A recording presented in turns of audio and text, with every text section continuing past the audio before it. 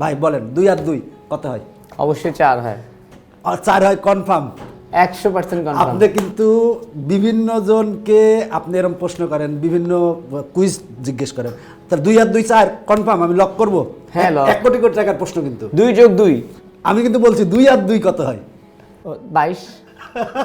2 আর 2 22 হবে, আর 2 যোগ 2 হবে 4, তাই তো? হ্যাঁ, 2 আর 2 কত হয় সেটা আমি জিজ্ঞেস করছি। 22 আপনি লক করেন। না, আপনি কোনটা বলেন? 2 আর 2 22 হয় না 4 হয় না 0 হয়, কোনটা হয়? 2 আর 2 22 হবে। প্রশ্নটা এখানে অসম্পূর্ণ। ও আচ্ছা, 2 এ 2 যোগ করলে বাকি 2 আর 2 যদি যোগ করি তাহলে 4 হয়, 2 থেকে 2 বিয়োগ করলে 0 হয়, আর 2 আর 2 মিলে হয় 22। আচ্ছা আচ্ছা, ঠিক আছে। না, আমি তো আসলে পড়াশোনায় খুবই দুর্বল ছিলাম, না না, এই জন্য আজকে আপনার দরবারে আমি হাজির হয়েছি। বুঝতে পারছি আসলে। আর আরেকটা জিনিস বলেন তো ভাই, যে আমাদের ছেলেমেয়েরা সারাদিন রিলস দেখে, এমন যদি হয় মনে করেন যে রিলসের মধ্যেই সে পড়াশোনা করে ফেললো, মনে করেন যে এরকম রিলস দেখতেছে রিলসের মধ্যেই সে পড়াশোনা করতেছে, বা এমন কোনো সিস্টেম বা আপনার কাছে কেমন মনে হয়?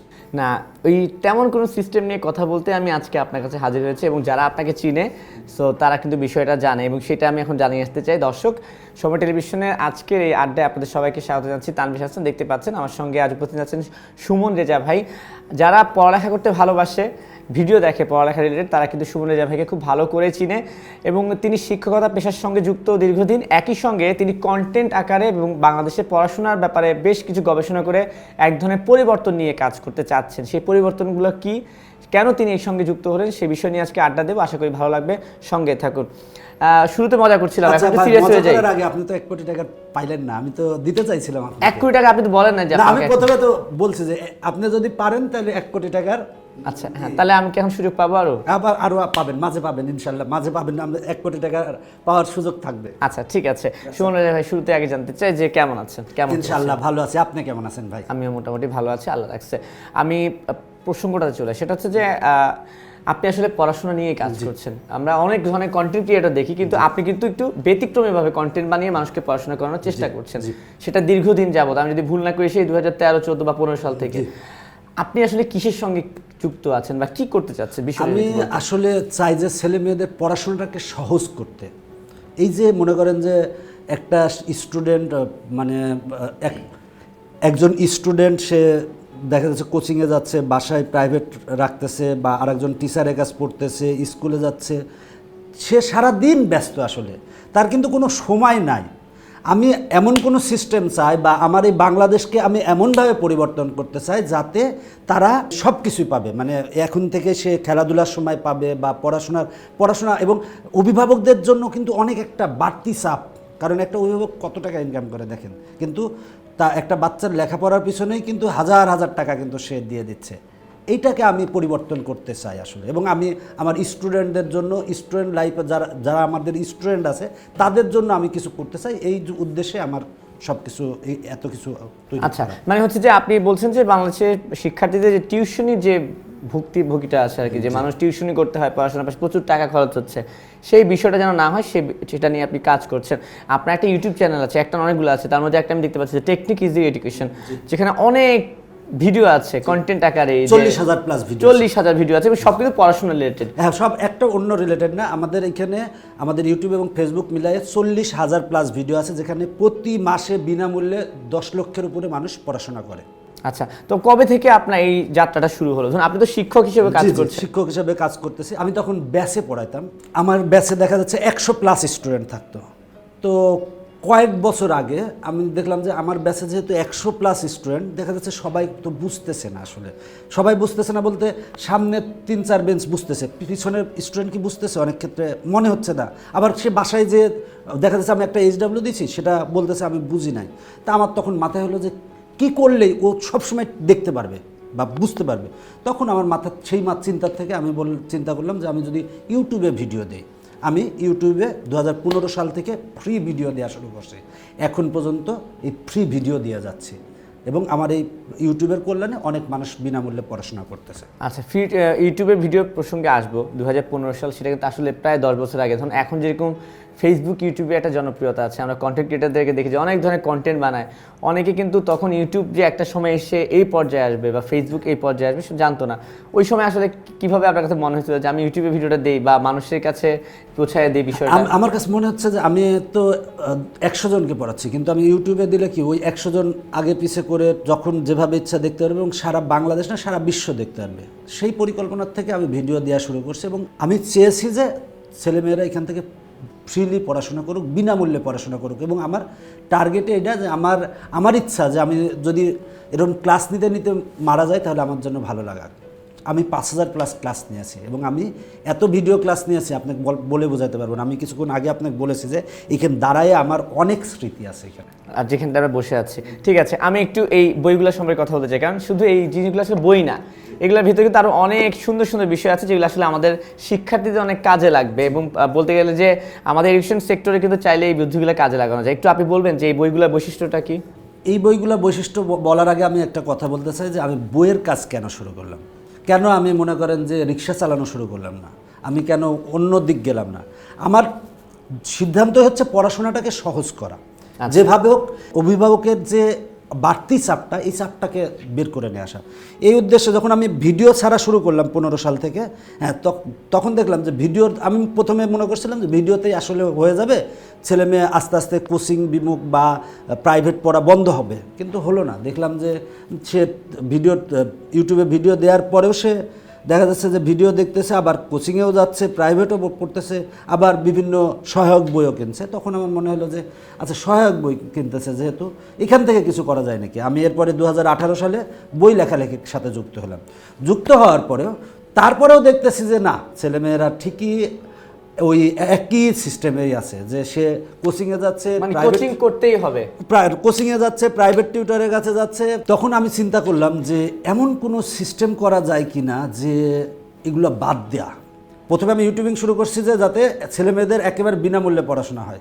তখন আমি চিন্তা করলাম যে এমন কোনো সিস্টেম আনা যায় যে সিস্টেমের কারণে তাকে কোথাও যেতে হবে না, বাসার থেকেই সে পড়তে পারবে, পরীক্ষা দিতে পারবে।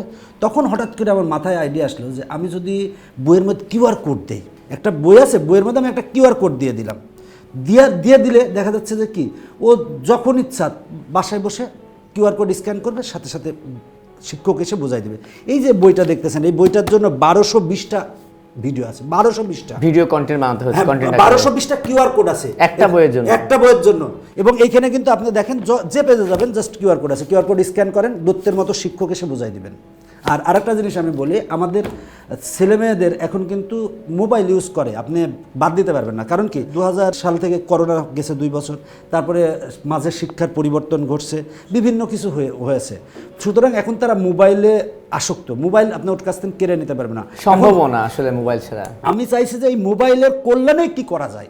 তো আমি ওই যে প্রাইভেট টিউটর, ওই যে কোচিং, এগুলোর সবগুলাকে সমন্বয় করে আমি বইয়ের মধ্যে নিয়ে আসছি। জাস্ট কিছু না করে যদি সে দেখা যাচ্ছে যে তার বাবা বা মা একটা বই নিয়ে জাস্ট দেখা যাচ্ছে যে তার পাশে বসে থাকলো, থেকে কিউআর কোড স্ক্যান করে দিয়ে দিল, বা একটা টেলিভিশনের সাথে সংযুক্ত করে সে জাস্ট ভিডিও দেখে ভিডিওর থেকে পড়া শুরু করলো। আমি বিশ্বাস করি যে এইটা বাংলাদেশে না, বিশ্বে বিপ্লব। আমি আপনাকে কিছুক্ষণ আগেই কিন্তু দেখাইছি, আমি এ পর্যন্ত 14টা বই তৈরি করেছি। 14টা বইয়ের মধ্যে দেখেন, 14টা বইয়ের মোট পৃষ্ঠা হচ্ছে 6532টা, এবং মোট ভিডিও তৈরি করা লাগছে এই 14টা বইয়ের জন্য 8529টি ভিডিও তৈরি করা লাগছে।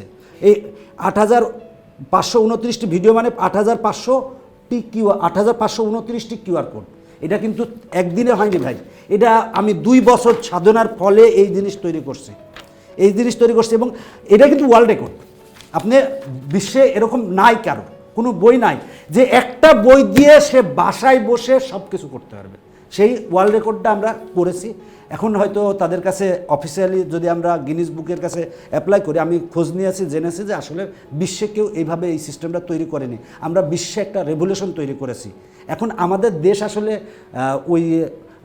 ওরকম পর্যায়ে না। আমরা যদি ইউরোপ আমেরিকায় হইতাম তাহলে এটা নিয়ে এখনই হু হু হয়ে যেত যে এই কাজ করছে আসলেই তো। কিন্তু আমাদের দেশে আসলে মানে অনেকে উপরে উঠতে গেলে ওকে টেনে নামানো হয়, এটা হচ্ছে বাস্তবতা। এই যে আপনি বলছিলেন যে প্রত্যেকটা অঙ্ক বা ম্যাথের সঙ্গে সঙ্গে স্ক্যান যুক্ত করা আছে, কেউ যদি স্ক্যান করে সঙ্গে সঙ্গে সেটা ভিডিওটা চলে আসছে এবং এইভাবে অনেক ভিডিও, প্রত্যেকটা বইয়ের যত ম্যাথ আছে সবগুলোই, তাই তো সলিউশন। আমি তো আপনার কাছ থেকে সেটা আচ্ছা। কার্যকারিতা দেখতে যে আপনি একটু স্ক্যান করে যদি দেখান মনে করেন যে আপনি যে কোনো পেজে যাবেন। এটা কোন ক্লাসের বই? এটা হচ্ছে নবম দশম শ্রেণী। আচ্ছা, আচ্ছা। আচ্ছা, যদি এইখানে দেখেন কিউআর কোড অনেকগুলা, জাস্ট এই প্রশ্নটার সমাধান এখানে দেওয়া আছে। আর জাস্ট কিউআর কোড স্ক্যান করলে সাথে সাথে দেখেন, আমি যদি দেখাই, মোবাইল দিয়ে দেখাই, আমরা কিউআর কোড স্ক্যান করব, দেখেন কিউআর কোড স্ক্যান করার সাথে সাথে এই যে শিক্ষক এসে বুঝাই দিচ্ছে কত সুন্দরভাবে। আমি একটু দেখতে পারি? হ্যাঁ, অবশ্যই দেখতে পারেন। অর্থাৎ যেই ম্যাথটাতে স্ক্যান করছে সেই ম্যাথটাই চলে আসছে, তাই তো এখানে চলে আসছে। আচ্ছা, এরকম কোন কতগুলো বই, মানে বইগুলো আসলে কোন ক্লাসের জন্য? আমরা আপাতত নবম দশম শ্রেণীর সকল বিষয়ের বই বের করেছি। আমি আপনাকে কিছুক্ষণ আগে যে দেখিয়েছি যে আমরা বিশ্বে একটা রেকর্ড তৈরি করেছি, যে নবম দশম শ্রেণীর এখন পর্যন্ত 14টা বই আমাদের রিলিজ হয়েছে, যেখানে 8,529টি কিউআর কোডের মাধ্যমে পুরো বইগুলোর সমাধান করা ভিডিও আছে। সংখ্যা তাহলে তো 8,529। হ্যাঁ, এই প্রতিটা বইয়েই কিন্তু মনে করেন কোনোটার জন্য 1200, কোনোটার জন্য 1100, যে কোনো বই, যে মনে করেন উচ্চতর গণিত এটা বই, এই বইটার জন্য আমার 1112টি কিউআর কোড আছে। এই কিউআর কোডের মাধ্যমে পুরো বইটা কিন্তু ভিডিও সমাধান আছে, সমাধান তো আছে। এবং আমরা যে কাজটা করেছি, আসলে সরকার যে পাঠ্য বইটা দেয়, ওই পাঠ্য বইটাকেই আমরা সহজভাবে উপস্থাপন করেছি, এবং আমরা ওই সহজভাবে উপস্থাপন করার সাথে সাথে ছেলেমেয়েরা যাতে বাসায় বসে পড়তে পারে, এই জন্য কিউআর কোড দিয়ে দিয়েছি। মানে হচ্ছে যে এই বইটা কিনলে আসলে এখানে বইয়ে যেমন সমাধান আছে, একইভাবে ভিডিও টিউটোরিয়াল করা আছে। আমাকে আসলে টিচারের কাছে গিয়ে আলাদা করে পড়ার কোনো প্রয়োজনীয়তা দরকার হচ্ছে না, এটা দিয়ে হয়ে যাচ্ছে আমার। আরও একটা বলতেছি যে আমি একেবারে চেয়েছি যে ছেলে মেয়ে বাসায় বসে পড়বে, কোনো তার বাড়তি চাপ থাকবে না, অভিভাবকের টাকার নিয়ে কোনো বাড়তি চাপ থাকবে না। দেখেন, পরীক্ষাও দিতে পারবে এখান থেকে, কিউআর কোড স্ক্যান করেন, পরীক্ষা দিতে পারবে। মানে প্রশ্ন সেট রেডি করা আছে? হ্যাঁ, প্রশ্ন সেট রেডি করা আছে। আপনি জাস্ট কিউআর কোড স্ক্যান করেন, করে আপনি সাথে সাথে পরীক্ষা দিতে পারবেন, কত পাচ্ছেন, কোনটা ভুল হচ্ছে, A to Z আপনি জানতে পারবেন। সেখানে দিয়ে দিচ্ছি। আচ্ছা, এই প্রশ্ন কি চেঞ্জ হয়? হ্যাঁ, এই প্রশ্নগুলো আমরা ওই যে আপনি কিউআর কোড স্ক্যান করলাম, আমি কিউআর কোড স্ক্যান করলাম, আপনারটা যে আমি দেখে বলবো তা মারবো, আপনারটা 30 নাম্বার, আমারটা 1 নাম্বারে থাকতে পারে। আর আমরা প্রতি মাসে এটা পরিবর্তন করি, যাতে অনেক এটা তো কারণ হচ্ছে যে একই প্রশ্ন বারবার আসলে তো আমার না, জানা আছে যে ওটা আমি ভুল করেছিলাম। আমরা প্রতি মাসে এটা পরিবর্তন করি যাতে ওদের সুবিধা হয়। আচ্ছা, ঠিক আছে। আরেকটা জিনিস আমি দেখতে পাচ্ছি এখানে ইজি কায়দা নামে একটা বই আছে, এটা তো নবম দশম। ইজি কায়দাটা কি একটু বলবেন? আচ্ছা, ইজি কায়দাটা বলতে আমি যখন রিয়ালাইজ করলাম যে আমি তো ছোটোবেলায় আমার বাবা মা আমাকে কোরআন শরীফটা শিখিয়েছেন, কিন্তু কোরআন শরীফটা আমি ভুলে গেছি আসলে, কারণ চর্চা না করলে তো সব জিনিসই ভুলে যায়। তো তখন আমার মনে হলো, তো আমি এক হুজুরের কাছে গেলাম শিখতে, তো কেমন যেন একটা হেজিটেশন লাগতেছিল যে আমি শিক্ষক, হুজুরের কাছে যাই শিখবো। তখন আমার মাথায় আইডিয়া আসলো, আমি তো বই লিখতেছি, যেখানে কিউআর কোড স্ক্যান করলে দত্তের মতো শিক্ষক আসতেছে। ঠিক সেই আইডিয়ার থেকে আমি চিন্তা করলাম যে আমি আরবি ইজি কায়দা, এটা ইজি কায়দা আমাদের অন্যান্য তার আমপারা, তারপরে কোরআন শরীফ লেখার কাজ চলতেছে, তো ইজি কায়দাটা এসেছে। তখন আমি চিন্তা করলাম যে আমি যদি এখানে একটা কিউআর কোড দিয়ে দিই, এই কিউআর কোড দিয়ে দিলে কিউআর কোড যখন স্ক্যান করবে তখন তো বাসায় বসে সে শিখতে পারবে, কারণ অনেক বয়স্ক মানুষ আছে, অনেক ইয়ং আছে, বা অনেকে মধ্যবয়সী আছে, অনেক আছে লজ্জাবোধ করে। তো ওইটা যাতে না করে এই জন্য আমরা কিউআর কোড দিয়েছি প্রতিটা পেজে। দেখেন, কিউআর কোড দেওয়া আছে, কিউআর কোড স্ক্যান করলে হুজুর এসে বুঝাই দেবে। সুতরাং তার কিন্তু আর ওই হুজুরের কাছে যাওয়া লাগছে না, হুজুর স্ক্যান করলে বাসায় এসে হাজির হয়ে যাবে। স্ক্যান করলে হুজুর, মানে স্ক্যান করলে। আচ্ছা, আপনি বলেন তো, আলাউদ্দিনের যে দত্ত, যদি আপনি একটা প্রদীপ পান দত্তের, তো ওই প্রদীপ ঘষা দেওয়ার সাথে সাথে দত্ত এসে আপনাকে কি বলবে বলেন তো? 3টা ইচ্ছা পূরণ করতে চাই। আচ্ছা, 3টা ইচ্ছা পূরণ করতে চাইবে। আপনার প্রথম ইচ্ছা বলেন কি? খুবই কঠিন প্রশ্ন এই মুহূর্তে, তো আমার কোটি টাকা দরকার। কিন্তু আমি একটা কাজ করেছি। কি কাজ করেছি জানেন? যে একটা স্টুডেন্টের পড়াশোনার ক্ষেত্রে সকল সমস্যার সমাধান এটা হচ্ছে একটা, মনে করেন যে এটা একটা দত্ত, মানে আলাউদ্দিনের প্রদীপের মতো স্ক্যান করলে হচ্ছে, স্ক্যান করলে কি শিক্ষা ক্ষেত্রে সে সকল কিছু পাবে। এবং এটা বাংলাদেশ না, বিশ্বে কেউ করে নাই, আমরা করেছি। আপনি ইউটিউব বা ইয়াতে গুগলে বা চ্যাটজিপিটি সার্চ দেন, এরকম বই বিশ্বে নাই, আমরা তৈরি করেছি।